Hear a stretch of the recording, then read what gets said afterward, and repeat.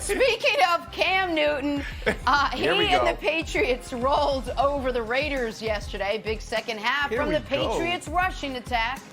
Not the super stat line we saw from Cam the first 2 weeks, but another win for New England nonetheless. That's kind of what they do. Brandon, were you surprised the Patriots were able to handle the Raiders with a subpar performance from Cam Newton yesterday? You know, I wasn't. It reminded me of my time in New York playing for the Jets and also with the Dolphins and seeing them twice a year. And also playing in the AFC. And you know when you go into Foxborough, you got to be near perfect to come out with a win.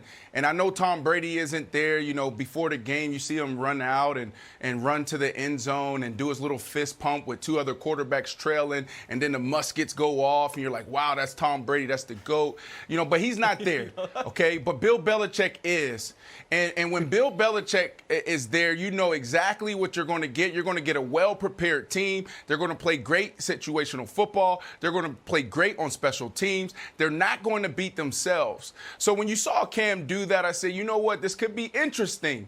But then when you looked on the other side of the ball, you had the Oakland Raiders turn it over 3 times. And that reminded me of a time when we were actually in Foxborough, when I was playing for the Jets. We had an opportunity to go up 2 scores and pretty much put them out of the game. And I had an opportunity to catch this back shoulder, which would have pretty much solidified the game. I dropped it. And I remember walking back to the sideline, sitting down and just thinking to myself, this game is over. I just blew the team. That was my opportunity to win the game, and I lost it.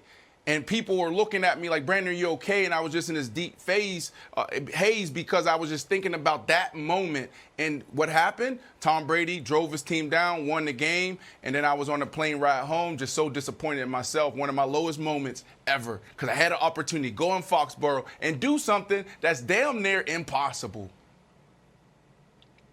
There's nothing better than going into a game and not having to do everything. And I think that's what Cam had at his disposal yesterday. He didn't have to go out and be Superman. He didn't have to go out and throw 3 touchdowns. He didn't have to go and rush for 150 yards.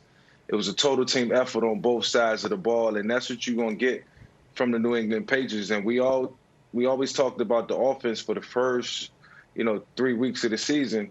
Now let's talk a little bit about the defense, because the Oakland Raiders and Derek Carr, they was hot. They was hot. They beat the New Orleans Saints, and they won in week 1. And they looked really good, and everybody was praising Gruden and the offense, and they come into Foxborough, and they didn't get it done. So it was the total team effort, if you ask me, and that's what Cam can benefit from. That's what this team is going to benefit from. That's why I got them as AFC contenders, and you got to take them serious. Correct. Wilds. Yeah, buddy. This right here, this is the benefit of having the GOAT coach. It's just, and it's irritating if you root for any other team. It's like, hey, Darren Waller, he's an unbelievable story. The best player on Monday Night Football. Did he play yesterday?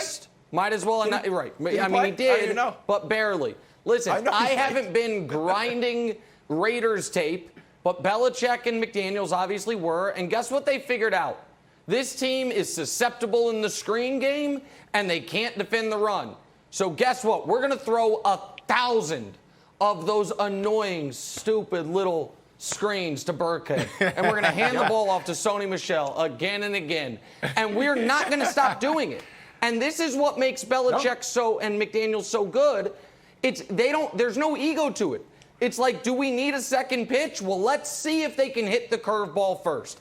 And they just throw it again and again and again, and they wear you down. I mean, the Raiders were 2-0 coming off a win over the Saints, and they looked terrible, even though Cam didn't even play well. And it's just same old Patriots in a good way, and it's so irritating, Wilds. I'm just so done with it. It's because it's just irritating. It's just enough. It's just a total masterpiece. A total masterpiece. You know, there's a saying in New England, do your job. And that Cam Newton didn't have to go crazy. He didn't have to run for, 100 yards. Remember that commercial, the Michael Vick experience, Mike? You remember that commercial? You were in it? And you had to run through everything, and you're spinning around, and it's like the most chaotic thing. You're like, oh, my God. Imagine being Michael Vick on a day-to-day. Like, buy these sneakers. They got Velcro on them. And I did.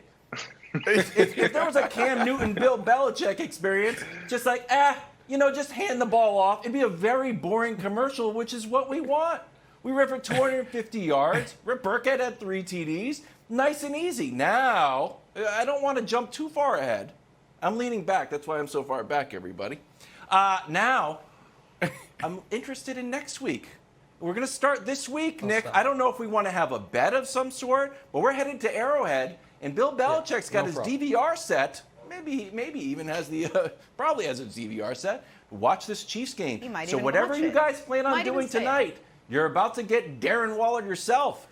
Plan on you want Sammy Watkins to have a good game? Go ahead, because it's not going to happen on Sunday, my friend. I'm very excited. Listen, cheers, everybody. I want to throw it back to Mike, because it's too early to talk Chiefs-Patriots. And the reason the Chiefs aren't the Raiders is you take away our Darren Waller, who's better than Darren Waller, Travis Kelce, and Tyreek Hill's still there to beat you. You take away Tyreek Hill and Sammy Watkins still there to beat you. We don't have to talk about the Chiefs part of it. But I'll let Mike go ahead on what because I thought Wild's point was a really interesting one, Mike, which is as the quarterback, when you don't have to do the full Mike Vick experience and you still win the game easily, it's got to be such a reassuring feeling going into every game. I mean, some of my better games and better times in my career was when I didn't have to go and be, Superman, when I didn't have to go and win the game myself. And it gave me comfort in knowing that I don't have to go into next week and I don't have to, put on a stellar performance because, at the end of the day, we all getting paid and we all professionals and somebody got to pick up the slack when it's a time of need. And, I used to lean on that sometimes, but, I always wanted to stay ahead of the schedule. I always wanted to try to keep us ahead of the 8 ball and, put points on the board to cover, and make sure that the defense was in a comfortable situation. But if it was the other way around, I would love it to have it that way too. So, it's a team game. And now we know, after watching yesterday's game, why Tom Brady has 6 rings and Bill Belichick together, because they beat the teams that they supposed to beat. They take advantage of, the things that teams don't do well, and they exploit you. And that's what happens. So, anytime you've got great coaching, at your disposal, you got to take advantage of it. You got to do what you need to do. Yeah, and Cam is benefiting from that. I mean, for me, the only reason why I'm surprised that Cam kind of, took a step back is because of the showing that he had against Russell Wilson in the Seattle Seahawks. Like, no one expected him to look like that. I know I didn't. Not because I don't believe in Cam, but because Cam took a year off. And because usually a guy like that, they hit mid-season stride around like week 6, week 7. So for him to come out in week 2 and look the way he did, that's why it was surprising to me to see him not as fluid in an offense. But to your point, Mike and Nick, when you have Bill Belichick and you have a total team around you, you can afford to have games like that. You can afford to have plays like that. And it wasn't like he played terrible. He just missed a few things. You go from being lights out. Yeah. No, he didn't lose the game. It just speaks to. And it speaks to the Patriots, Jenna. We are talking about how great the offense looked against Seattle. They scored 30 against Seattle. Talked about how bad the offense looked yesterday. They scored 36 points. How the hell do you have that game? You scored 36 points. It didn't even look that good. I really don't like your team, Wilds. Thank God the Celtics found a way to underachieve again. I'd be really upset. I know it's too soon. But it's going to be fun to preview a little Patriots-Chiefs coming up in Week 4. Thanks for watching. Subscribe here to get the latest from the show. Also, be sure to check out more of the best clips from First Things First, or go watch a few segments from our other shows on FS1.